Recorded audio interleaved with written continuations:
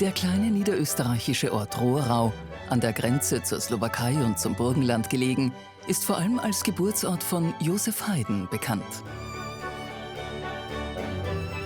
Das Renaissance-Schloss ganz in der Nähe von Haydns Geburtshaus befindet sich seit Anfang des 16. Jahrhunderts im Besitz der Familie Harrach. Johannes Waldburg-Zeil wuchs in Rohrau auf und ist von Kindheitstagen an eng mit dem Ort und der Gemeinde verbunden.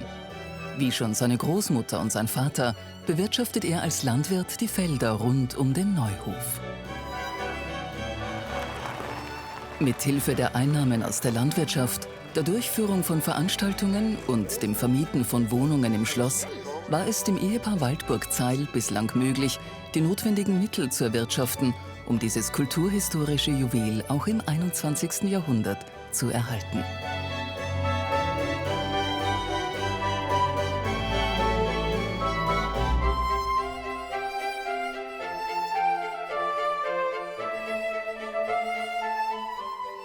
Besucher des Schlosses kommen vor allem wegen der Harrachschen Familiensammlung. Diese ist mit ihren barocken Meisterwerken weit über die Grenzen Österreichs bekannt. Kaum jemand kennt jedoch die Geschichte ihrer Besitzer und weiß, warum sich diese bemerkenswerte Sammlung nicht im Palais Harrach auf der Freiung in Wien befindet. Johannes, du bist hier im Schloss Rohrau aufgewachsen. Also ich bin meinen Eltern sehr dankbar, dass ich ganz normal im eigenen Ort in den Kindergarten, in die Schule gehen habe dürfen und man mich nicht verschicken musste nach Wien und nach England und sonst wohin, weil einem das einfach auch hilft, hier festzuwachsen und hier auch die Wurzeln rechtzeitig zu schlagen. Das heißt, du kennst jeden, jeder kennt dich und das ist normal, wenn man hier aufwächst am Land? Im Großen und Ganzen ja. Wobei mir da natürlich Dinge auch sehr geholfen haben, wie die Feuerwehr, wie die Ministranten, also man war schon irgendwie Teil dieses Ortes und Teil der Gegend. Was heißt war? Und so weiter. Du bist ja, das ist richtig. Wie war das für dich? Du bist aufgewachsen in Salzburg? In Salzburg, genau. Salzburg-Stadt, Salzburg-Land? Salzburg-Stadt, aber schon so Stadtrand. Also ich bin mit der Jagd, mit den Hunden, den Pferden, bin ich quasi groß geworden. Und ich glaube, es ist schon eine Grundvoraussetzung so, dass man das Landleben gewohnt ist, um hier Wurzeln schlagen zu können. Also dass einem das liegt. Ja. Hätte mich auch sehr gewundert, wenn du jetzt das Gegenteil sagst. Nein, aber eins sage ich schon immer. Ich bin sehr froh, dass Wien, also da bin ich dem lieben Gott sehr dankbar, dass Wien 30 Minuten entfernt ist.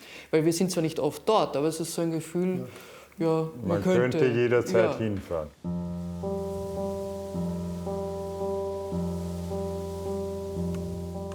Heute ist Johannes Waldburg-Zeil als Bauer eng mit der Region verbunden, wo er auf den Feldern vorwiegend Saatgut anbaut.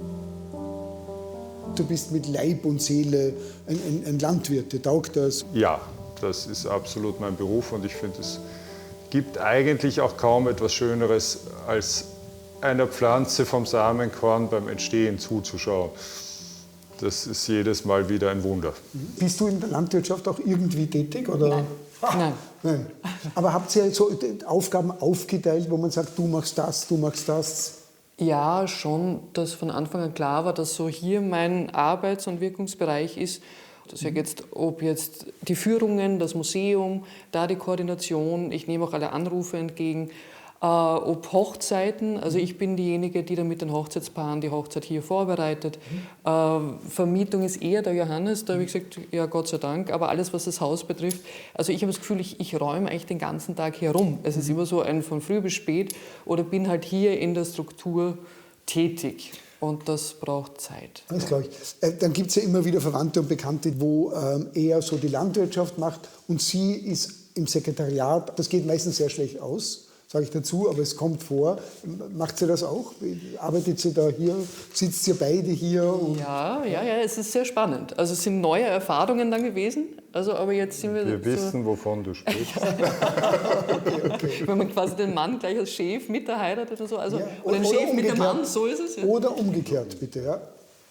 Oder umgekehrt. Nein, dass die Chefin ist im Büro, das kann ja auch sein, dass man sich das so aufteilt, muss ja nicht immer der Mann sein. Ja, kann. Also bei euch ich muss ehrlich sagen, dass meine Frau eine Fähigkeit hat, die ich absolut nicht habe. Sie merkt sich Termine Geburtsdaten, Telefonnummern und so weiter. Nein, dann schon hier. Ja. Aber das heißt, ihr arbeitet jetzt auch zusammen hier und das funktioniert? Wir arbeiten auch zusammen und das ist auch wichtig.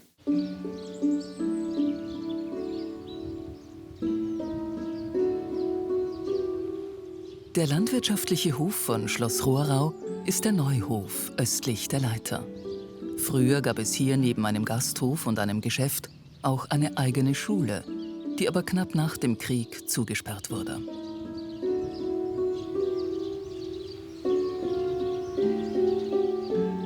Die Kirche ließ erst Johannes Waldburg-Zeils Großmutter errichten.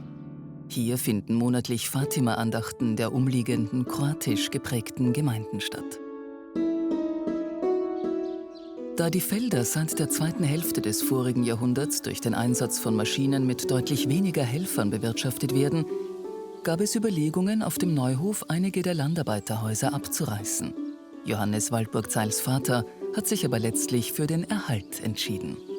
Wenn sich die Möglichkeit ergibt, wäre es mir jedenfalls lieber, diese Gebäude, die ja doch die Einheit des gesamten Bildes dieses Hofes stark mit beeinflussen, zu revitalisieren und einer vernünftigen Verwendung zuzuführen. Niedergerissen ist schnell und es ist halt dann wieder ein Stück weg. Eberhard Waldburg-Zeil entstammte der alten süddeutschen Adelsfamilie Waldburg, Truchsessen und Reichsfürsten, die in der ersten Hälfte des 13. Jahrhunderts sogar die Reichskleinodien in der in Oberschwaben gelegenen Waldburg verwahrten. Die Waldburgs waren immer stark von ihrem katholischen Glauben geprägt. Dieser war nicht zuletzt auch ausschlaggebend dafür, dass Johannes Waldburg-Zeils Großvater, Erich August Fürst von Waldburg zu Zeil und Trauchburg, noch vor der Machtergreifung Adolf Hitlers dessen Gefährlichkeit erkannte. Um gegen Hitler medial anzukämpfen, erwarb er 1930 den Illustrierten Sonntag und engagierte als Chefredakteur Fritz Gerlich. Waldburg und Gerlich nannten die Zeitung um in Der gerade Weg und bezogen klar gegen den Nationalsozialismus Stellung. Gerlich wurde sofort nach der Machtübernahme Adolf Hitlers verhaftet und bereits 1934 im KZ Dachau ermordet. Gegen den Fürsten trauten sich die Nationalsozialisten jedoch nichts zu unternehmen. Eberhard Waldburg-Zeil wurde während des Zweiten Weltkriegs geboren und wuchs im Schloss Zeil auf. Hier im Schloss Rohrau ist die berühmte Sammlung Harrach. Das Ganze war ein Harrach-Betrieb. Du heißt aber Waldburg. Wie passt das zusammen? Meine Mutter ist geborene Harrach und mein Vater hat, wie so mancher Schwabe, ist die Donau hinuntergezogen und ist dort an Land gegangen, wo die Erde fruchtbar ist und die Landwirtschaft gut, und hat meine Mutter geheiratet. Okay. Dein Vater ist aus Süddeutschland. Wir wissen, dort gibt es unglaublich viel Wald. Der ist hierher gekommen. Hier gibt es nicht unglaublich viel Wald, weil das einfach sehr landwirtschaftlich geprägt ist. Hier hat man immer gesetzt auf Landwirtschaft. Absolut richtig. Ja, ist eigentlich komisch. Mein Vater ist ja in die Landwirtschaft hineingekommen und hat dann eigentlich im Ackerbau und ganz besonders in der Pflanzenzucht wirklich eine neue Begeisterung gefunden. Zwischen dem Neuhof und Schloss Rohrau meandert die Leithaau durch die Ebene.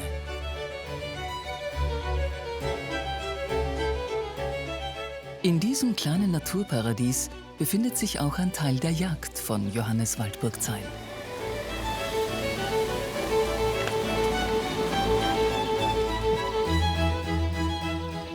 Den Bestand kontrolliert er mit Wildkameras, deren Standorte er regelmäßig inspiziert.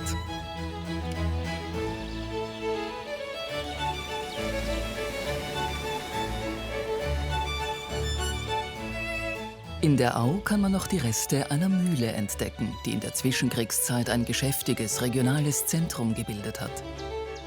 Die Mühle wurde in den letzten Kriegstagen von den Deutschen im Rahmen ihres Rückzugs gesprengt. Zeitzeugen berichten, dass die vollen Getreidespeicher noch wochenlang brannten.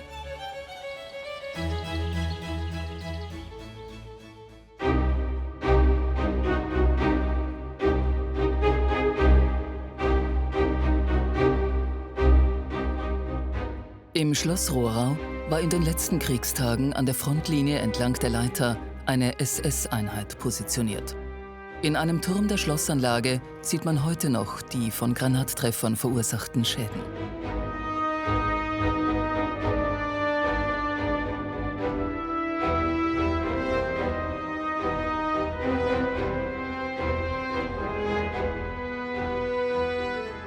Die sinnlosen Kampfhandlungen von 1945 hätten aber fast noch verheerendere Folgen für Schloss Rohrau gehabt. Also daraufhin, nachdem die Rote Armee gemerkt hat, hier ist noch Widerstand im Schloss, haben sie vorsichtshalber einen Bombenteppich geordert, der das ganze Schloss vernichten hätte sollen. Der ist aber zum Glück durch das bei uns immer blasende pannonische Lüftchen 200 Meter Richtung Park getrieben worden. Und dort findet man heute noch die Bombenkrater. Sonst würden wir hier heute nicht stehen. Unglaublich, haben wir Glück. Ja, es sind oft kleine Zufälle, die darüber entscheiden. Und Glück brauchen wir bitte jetzt auch. Wieder auf wir, den Kopf aufpassen. Weil apropos Glück, ja, ist gelungen. Jawohl. Auch du, pass auf. Weil du bist eine Spur größer als ich. Ja, Kummer gewöhnt.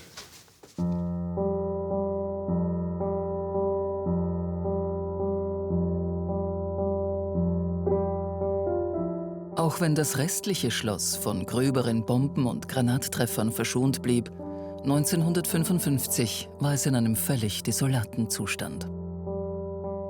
Von der Nutzung her muss man sich vorstellen, dass die ganze Beletage, die großen Räume, waren als Batteriehühnermast genutzt. Was, da drüben, wo die ganzen Ja. schönen, wo die Bilder hängen, Genau. hat das nicht wahnsinnig gestunken, wenn da tausende Händeln gelebt haben?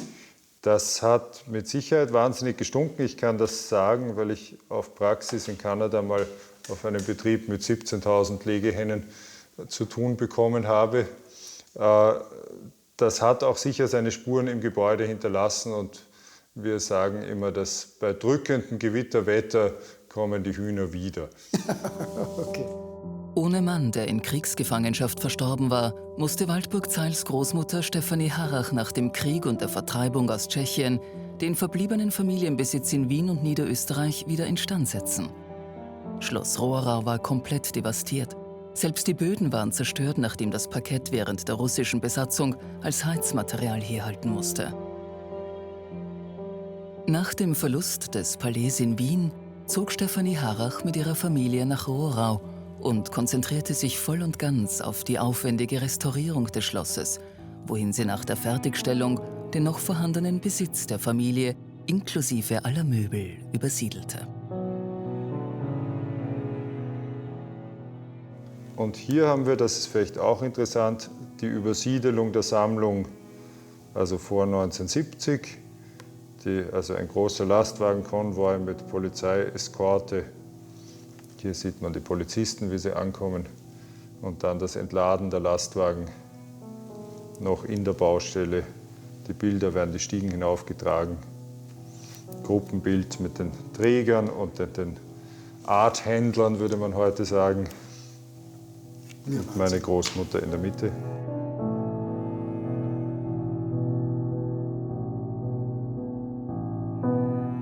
Also es fällt mir dazu ein, dass vielleicht das, was man als Erbe bestimmt ist, etwas zu übernehmen, was sehr traditionsreich ist, so wie diese Sammlung hier, dass man verpflichtet ist, oder nach bestem Wissen und Gewissen sie zu erhalten und zu versuchen, an die nächste Generation weiterzugeben. Für mich verpflichtet der Adel die Treue zum Glauben, die besondere Liebe zum Vaterland, die Harmonie in der Familie, die Verbundenheit mit der Gemeinde, in der man lebt.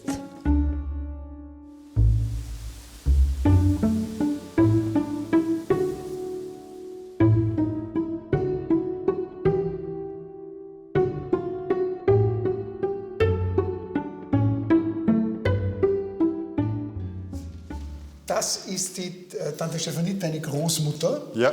die ich sehr, sehr positiv in Erinnerung habe, weil sie so lustig war. Aber ich glaube auch eine gewisse Strenge auch gehabt hat.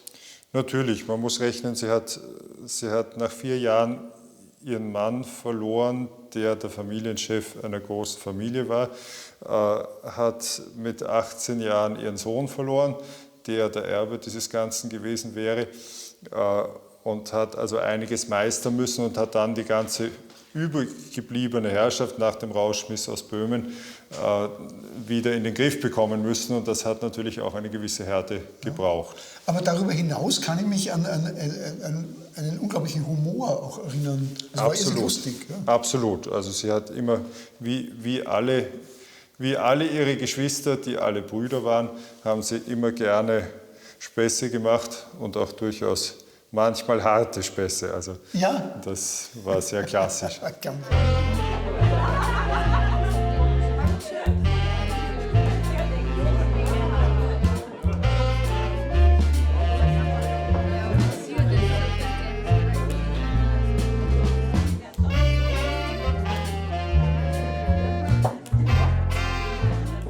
Eine etwas persönliche Frage. Sammeln Sie zeitgenössische Kunst? Ich habe so viel damit zu tun, die Sachen zu erhalten, dass ich nicht daran denken kann, noch etwas zuzulegen.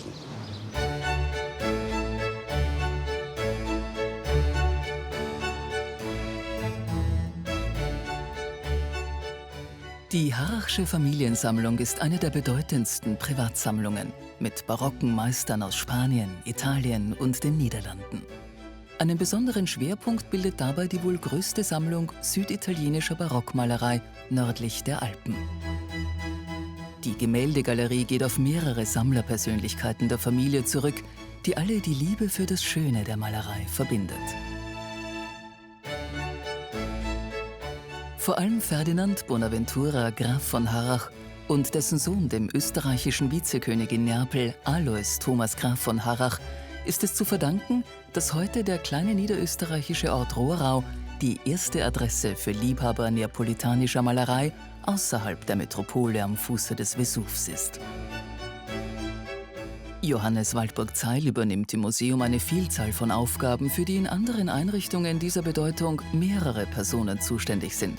So ist er nicht nur Museumsdirektor, sondern auch Kustos, Sicherheitschef, Marketingleiter und Pressesprecher.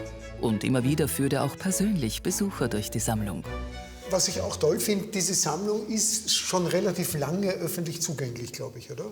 Ja, das war im 19. Jahrhundert ein großes Anliegen, die Sammlung erstens wissenschaftlich zu bearbeiten. Man hat zum Teil umstrukturiert und auch Bilder dazugekauft und hat sie dann im Palais in Wien öffentlich zugänglich gemacht, in speziell dafür adaptierten Räumen.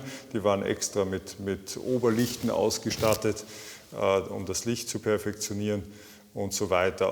Schon aus diesem Anliegen heraus, sie irgendwo der Volksbildung und der Wissenschaft zu öffnen. Ich bin ein Laie, aber die schauen alle in einem sehr, sehr guten Zustand aus. Also der gute Zustand, muss man ganz ehrlich sagen, ist nur dadurch aufrechtzuerhalten, dass man ununterbrochen in die Restaurierung investiert.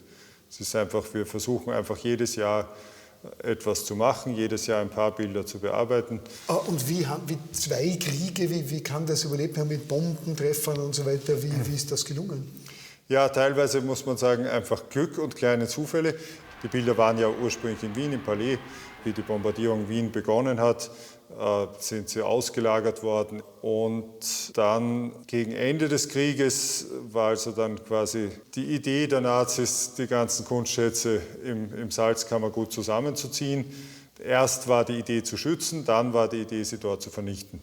Und meine Urgroßmutter, die zufällig in Altersee gewohnt hat, gelebt hat, hat von den Bergleuten erfahren, dass eben geplant wird, die ganzen Kunstschätze zu vernichten, und hat es geschafft, die LKWs umzuleiten, in denen die Harrachsche Sammlung transportiert wurde, und sie im Heimatmuseum von Bad Aussee und in ihrer Garage unterzubringen. Das sind so kleine, mutige Schritte, die dann eben dazu führen können, dass eine solche Sammlung überlebt. Nach dem Krieg kehrten nach einer Ausstellung der Sammlung in Amerika einige Bilder nicht nach Österreich zurück. Als Stefanie Harrach dem damaligen Kanzler Leopold Fiegel vor einem Staatsbesuch in die Vereinigten Staaten davon erzählte, packte dieser die Bilder in Amerika kurzerhand in seinen Koffer und brachte sie zurück nach Österreich, womit die Harrachsche Sammlung wieder komplett war.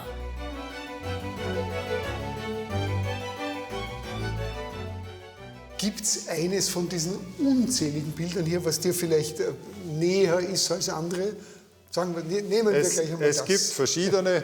An diesem Bild ist natürlich besonders schön, also es sind verschiedene Dinge. Eine Sache ist, muss ich leider immer wieder anbringen, blöder Schmäh, aber es ist naheliegenderweise eines der Bilder, wo wir am wenigsten Angst haben, dass es davongetragen wird. Okay, ja. Es hat eine gewaltige Größe, könnte hier auch nicht wegbewegt werden. Es zeigt eine Ausfahrt, eine zeremonielle Ausfahrt des Vizekönigs Alois Thomas Harrach, also in seiner Funktion als Vizekönig von Neapel. Das Bild ist deswegen so spannend, weil der Maler Rossi sich wirklich Mühe gegeben hat, die einzelnen Personen, auch wenn sie zum Teil vielleicht keine hohe Wichtigkeit gehabt haben, wirklich zu porträtieren, wirklich mit Gesichtern zu versehen, und das gibt dem Bild so eine Lebendigkeit. Das heißt, also der Harrach und seine Frau haben wirklich ein bisschen so ausgeschaut, wie sie so da hier Absolut, absolut. Also wir haben von Alois Thomas Harrach und seiner Frau haben wir ja Abbildungen. Die sind schon sehr gut getroffen. Auf dem dritten Bild in der Serie erkennen wir zum Beispiel den Kapellmeister der Wiener Hofkapelle, der nachweislich zu Fronleichnam in Neapel gespielt hat. Neben den Gemälden findet man in der Sammlung auch einige Stücke, die an die lange Geschichte der Familie Harrach erinnern. So ein Schwert des kaiserlichen Feldherrn Albrecht Wenzel von Wallenstein. Wallenstein heiratete im Stadtpalais der Harrachs an der Freyung die Tochter Karl Harrachs unter Anwesenheit von Kaiser Ferdinand II., der in den Zeiten der Gegenreformation den papsttreuen Harrach wenige Jahre später in den Grafenstand erhob.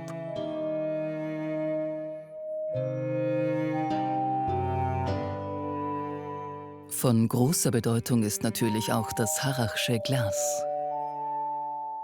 Dieses stammt aus der nach der Familie benannten Stadt Harrachov im tschechisch-polnischen Grenzland, wo sich bis zum Zweiten Weltkrieg eine von der Familie betriebene Glashütte befand.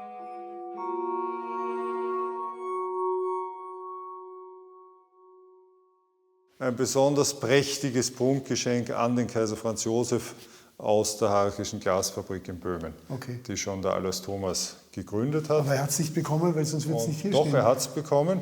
Das ist eine Dauerleihgabe vom Kunsthistorischen Museum. Ach so. Ist dort leider in einen Bombenangriff gekommen, deswegen ist sie ein bisschen zerbrochen, aber sie wurde liebevoll wieder zusammengepickt. Vor allem an der Krone, wenn du genau schaust, kannst du noch erkennen, da wurde der gesamte Puppenschmuck verarbeitet in die Krone.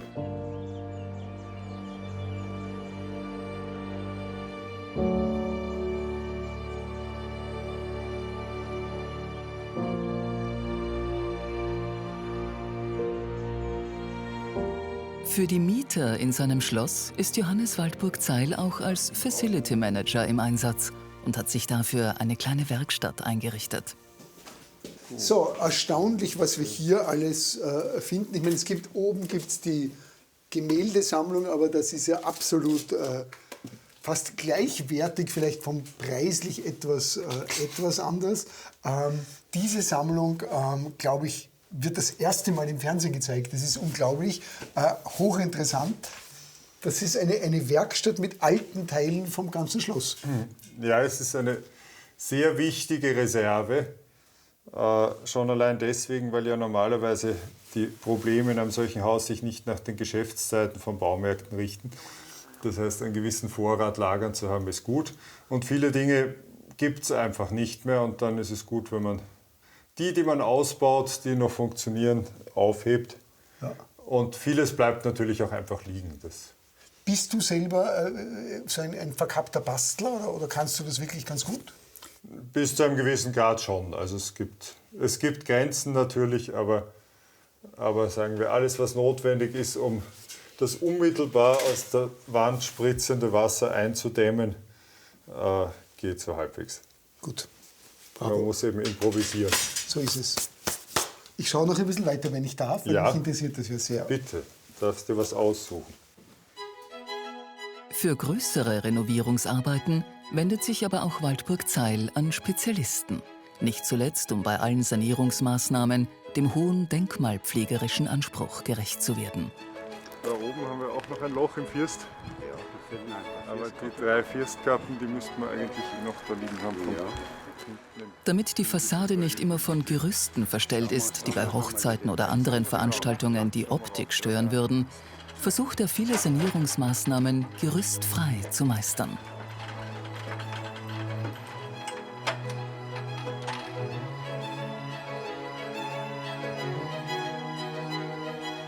Die große Dachfläche muss Waldburg Zeil nach jedem größeren Wetterereignis inspizieren. Dachsanierungsspezialisten aus Osttirol demonstrieren ihm, wie man diese Kontrolle durch den Einsatz einer Drohne optimieren könnte. Das heißt, Sie können aus den Daten der Drohne dann sogar einen 3D-Plan des ganzen Daches erstellen. Ja, das geht.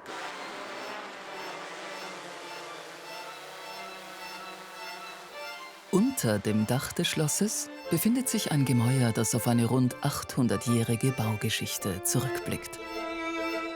Erstmals urkundlich erwähnt wurde das Schloss im 13. Jahrhundert. Damals gehörte es Dietrich von Rohrau aus dem Geschlecht der Liechtenstein. Es war ein wichtiger Teil einer Befestigungslinie gegen Osten, die von der Donau entlang der Leiter hinunter zum Neusiedlersee reichte. Für seine Grundmauern wurden Steine aus dem Römerlager Carnuntum verwendet. Heute noch sind sie im Kellergewölbe zu finden. 1524 erwarb Leonhard III. Von Harrach die Herrschaft und Festung Rohrau. Dessen Sohn baute die Feste in jenes Renaissance-Wasserschloss um, das den heutigen Grundriss des Schlosses bildet. Auch die berühmten Söhne des Ortes, Josef und Michael Haydn, waren wohl immer wieder im Schloss Rohrau auf Besuch, wo ihre Mutter als Köchin angestellt war. Im Gegensatz zu Johannes Waldburg Zeil verließen Josef Haydn und auch sein Bruder Michael Rohrau bereits in jungen Jahren, um von Wien aus ihre erfolgreichen Musikerkarrieren zu starten.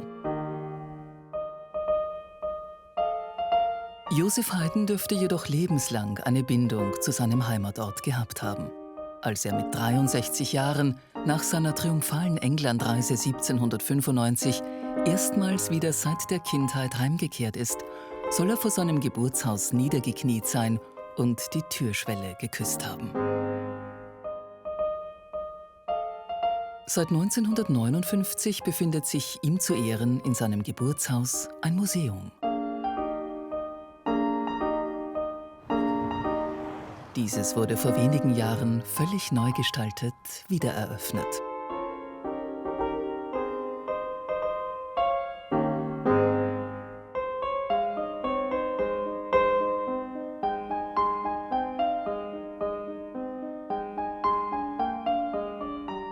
Graf Karl Leonhard XI. Von Harrach hat Josef Haydn bereits zu Lebzeiten im Schlosspark von Rohrau ein Denkmal gesetzt. Dieses befindet sich heute mit einer Haydn-Büste versehen neben dem Gemeindeamt.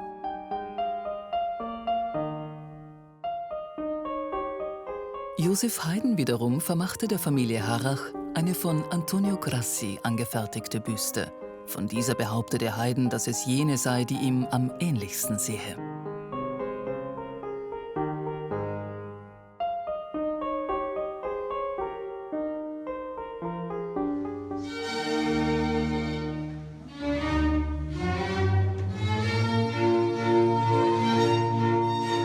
Josef Haydn und seinem Bruder Michael wird in Rohrau auch musikalisch gedacht.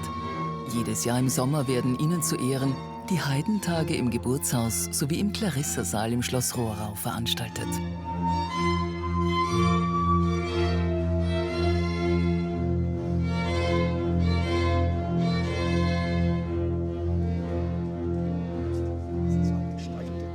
Johannes Waldburg Zeil ist dabei nicht nur Gastgeber, sondern gemeinsam mit dem künstlerischen Leiter Christoph Angerer auch Organisator des Festivals. Wie ist euer Bezug zu Haydn? Seid ihr Haydn-Enthusiasten? Ja, schon. Also jetzt hier lebend ist man natürlich stolz auf Haydn und ich sage so, ich so als waschechte Salzburgerin, die eigentlich mit so einem Mozart-Stolz aufgewachsen ist, freut sich, dass sie jetzt hier wohnen kann und den Heiden auch noch dabei hat. Also ich darf jetzt im Geburtsort vom Heiden leben, das ist doch toll. Okay. Und du spielst das Johannes oder nicht? Bei mir ist das mit dem, ich würde sagen, wir sind beide vom Musikunterricht traumatisiert. Ich hätte Gitarre lernen sollen und ich bin schon gescheitert an dem nicht sehr komplizierten Lied Feuerwehr, es brennt, es brennt. Hi. Hello, welcome. Thank you. Hello. Marta. Seit 2018 wird in Rohrau am Pfingstwochenende der internationale Heidenwettbewerb für klassisches Lied und Arie durchgeführt, zu dem junge Sängerinnen und Sänger aus der ganzen Welt anreisen.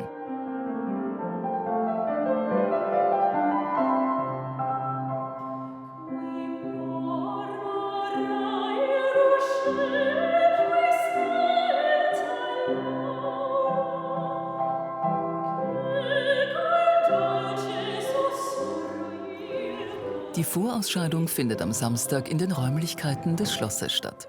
Die Siegerin oder der Sieger wird am Sonntag beim Finale im Saal des Heidenmuseums ermittelt.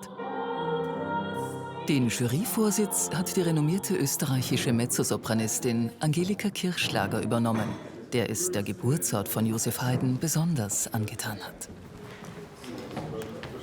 Das geht mir mit allen Komponisten so, also die ich in ihren Geburtsorten sozusagen nachträglich noch besuchen darf, dass man dann auf dieser Erde steht, wo die halt auch gestanden sind, dass man die gleiche Weite im Blick hat, in diesem Fall, dass man eben keine Berge hat. Das macht ja was mit einem Menschen, auch dass es wenige Menschen gibt in diesem Rohrau, dass es ein kleiner Ort ist und keine große Stadt wie Wien, Salzburg oder Moskau. Man begibt sich sozusagen auf die Inspirationsspuren der Komponisten. Den Preis für die beste Liedinterpretation gewann 2019 die Isländerin Alfheiður Erla Gudmundsdóttir. Den Gesamtsieger und Gewinner des Publikumspreises präsentierte der Kabarettist Alfred Dorfer. Und warum Publikumspreise? Fast alles, was ich erreicht habe, verdanke ich meinem Publikum.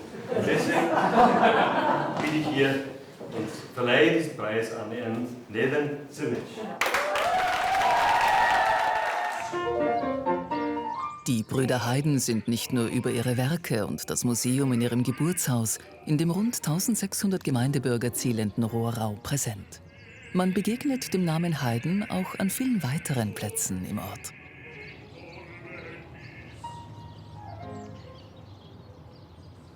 In der Michael-Haydn-Gasse befindet sich der Sitz der örtlichen Feuerwehr, der Johannes Waldburg-Zeil seit seiner Jugend angehört. Also ich bin schon relativ lange Feuerwehrmann und vor kurzem hat sich durch eine Verkettung ungünstiger Umstände ergeben, dass ich Kommandant der Freiwilligen Feuerwehr Rohrau geworden bin. Okay. Was mich gerade interessiert, ich meine, bei so einem Schloss, wenn da ein Feuer ausbricht, natürlich grauenhaft. Was vielleicht hier in der Gegend, weil man es immer wieder liest, auch eine Gefahr ist unter Umständen Hochwasser oder nicht?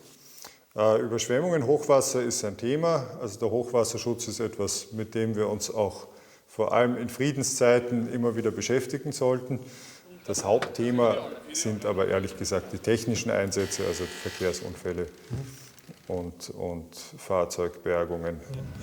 Und Hochwasser, kommt das Wasser richtig bis zum Schloss? Oder? Das Schloss ist so durchdacht gebaut worden, schon von Anfang an, dass auch das schlimmste Hochwasser nicht einmal bis in den Keller gekommen ist. Wirklich? Also ihr wart nie wirklich betroffen? Überhaupt nicht, nein. Das ist wirklich gut durchdacht. Entweder Glück oder perfekte Ingenieurskunst. Beides? Beides wahrscheinlich. Behaupte ich. Ja. So entspannt Johannes Waldburg-Zeil den Wasserstand der Leiter von seinem Schloss aus beobachtet, so sehr beunruhigen ihn die Pläne für eine Breitspurbahn zwischen Peking und Wien. Für diese neue Seidenstraße gab es bereits Überlegungen, am Standort des Neuhofs ein rund 200 Hektar großes Bahnhofsgelände plus Speditionsgebäude zu errichten. Damit wäre der Neuhof verloren. Ja, und damit wäre im Grunde genommen auch mein Leben zerstört. Positiv sieht Waldburg-Zeil die Errichtung von Windrädern in der Region. Waldburg-Zeil nutzt eine Routinekontrolle der Anlage, um eine der Windkraftanlagen zu besteigen und aus luftiger Höhe seine Felder und den Neuhof zu überblicken. Herr Waldburg, servus, wie geht's? Ja, es geht so. Wir haben einen tollen Windtag erwischt. Ja, der Strom fließt. Wollen wir mal gucken? Gerne. Dann kommen wir mit hoch. Bitte.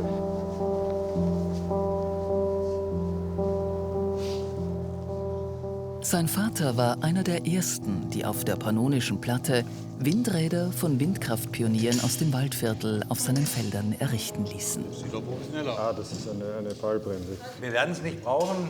Oh, Für die 0,1% sag niemals nie. muss man es dann anziehen. Ja, ja. Sicher ist sicher Safety First, ne? Heißt das, Harry, oder? Immer. Safety First, das ist wichtig. Wir haben es mit 30.000 Volt zu tun. Wir haben es mit 112 Meter Höhe zu tun. Ja. Und beides ist tödlich.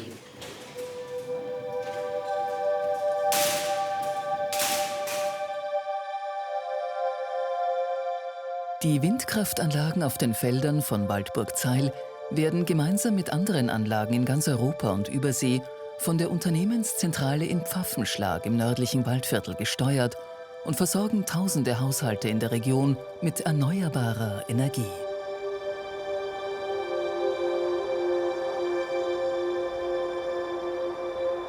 Spannend? Ja, das ist fantastisch von der Aussicht vor allem.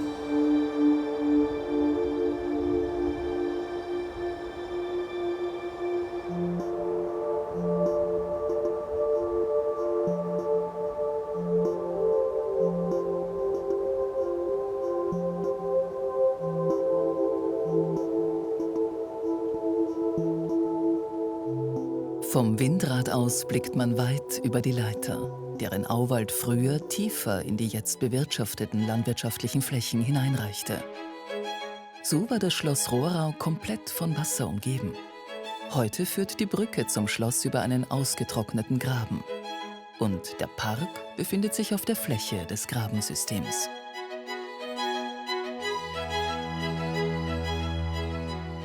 Der eigentliche Park des Schlosses befand sich auf der anderen Seite der heutigen Bundesstraße. Ende des 18. Jahrhunderts wurde er von Karl Leonhard IX. In einen englischen Garten umgewandelt. Sein Bruder Franz Anton Graf von Harrach beschrieb den Park wie folgt. Schon lange unterlag die Natur in deutschen Gärten der steifen, geschmacklosen Eigenheit französischer Künstler, welche mannigfaltigen Gruppen von schattenreichen Bäumen mit der Schere ihres schönsten Schmuckes beraubten. Graf Johann von Harrach war einer der ersten, welcher seinen Herrschaftsgarten im Schloss zu Prug an der Leitha mit Kenntnis und verständiger Fantasie zum herrlichsten Garten in ganz Deutschland umschaffte. Diesem veredelten Beispiel haben nächst England eine Menge Liebhaber und Kunstfreunde gefolgt. Unter diese reiht sich der Garten in der Grafschaft Rohrau als ein vollkommen gelungenes Werk, welches ihren Meistern Ehre macht, weil sich mit bescheidener Benützung des Lokalen die mannigfaltigen Dinge der Natur entfalten, ohne der drückenden Fessel des Luxus zu bedürfen, um unter den angenehmsten und zweckmäßigsten Anlagen Deutschlands einen bedeutenden Rang zu verdienen. Wir sind jetzt eigentlich nur ein paar Meter vom Schloss entfernt und sind mitten in einem Art Amazonas-ähnlichen Gebiet. Eben in der Rohrau. In der Schilfau. Achso, das wollte ich eben ganz am Anfang fragen, jetzt am Schluss frage ich es. Rohrau heißt Schilfau. Heißt nichts anderes als die Schilfau. Weil das früher alles hier so ausgeschaut hat. Weil das hier im Grunde genommen schon ein Teil des Leiterarmsystems ist. Also es ist wirklich, das Schloss ist eigentlich in einen Leiterarm hineingebaut, als Wasserschloss, ganz klar. Und was gibt es hier für Tiere? Gibt es hier Sauen und gibt es Fische? das ist das Schöne am Rohrauer Schlosspark, dass es eigentlich auf sehr kleiner Fläche sehr viel Tiere gibt. Wir haben gerade einen Fasan gehört. Es kommen auch die Schweine, ziehen hier ein, teilweise auch zum Frischen. Wir haben hier große Bachen mit Frischlingen manchmal, die sich verstecken im Schilf. Wir haben Rehe natürlich, wir haben Reiher jede Menge. Wir haben die Dohlen, die am Schloss wohnen.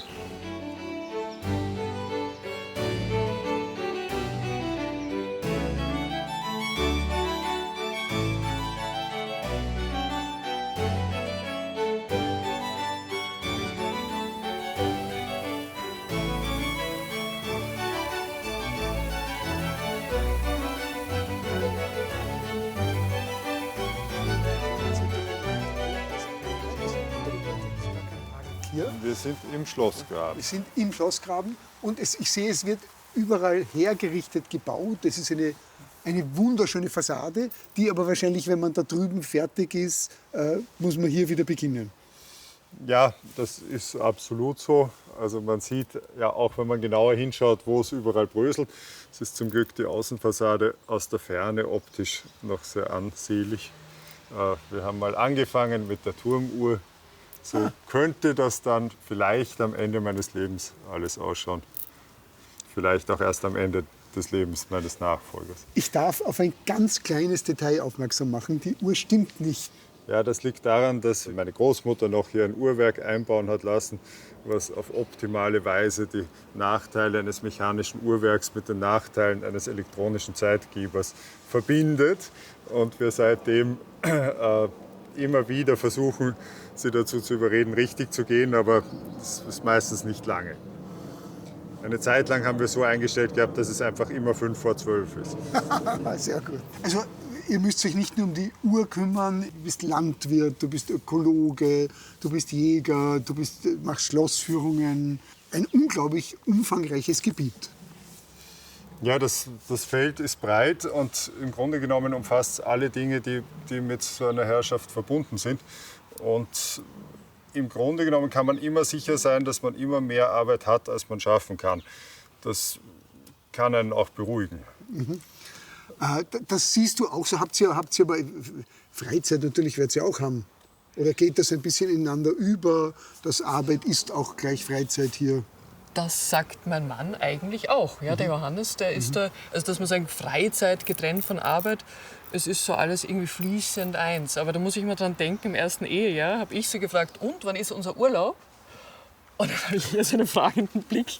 Wie meinst du das jetzt, Urlaub? Also wir sind doch hier im Urlaub. Wir leben so wunderschön und das stimmt auch wieder. Nein, ein paar Tage weg, das kommen wir schon. Aber an sich ist es natürlich eigentlich auch hohe Lebensqualität, die wir hier haben. Und ich bin an solchen Tagen auch jederzeit... Ich muss jetzt schon protestieren. Wir differenzieren sehr klar zwischen Werktagsarbeiten und Sonntagsarbeiten. Ja, das auch. Das musste ich auch lernen. Nein, das verstehe ich schon. Ja. Es ist sehr abwechslungsreich, aber man kann schon mal an seine Grenzen geraten. An die nervlichen und an die körperlichen. Selber schuld. Nicht direkt. Meine Frau vielleicht, aber ich nicht. Der Besucher von Schloss Rohrau sieht wohl nur die Schönheit der Kunstwerke in den Museumsräumlichkeiten und lässt sich durch den Prunk und Glanz vergangener Epochen beeindrucken. Die Arbeit und das Engagement, die notwendig sind, dieses Kulturjuwel im 21. Jahrhundert zu erhalten und zu pflegen, bleiben den meisten verborgen. Vielleicht sollte man dem manchmal aufkeimenden Neid mancher Besucher ein wenig entgegensteuern, indem man in Abwandlung eines Ausspruchs von Karl Valentin über jede Schlosstüre schreibt: Besitz ist schön, macht aber viel Arbeit.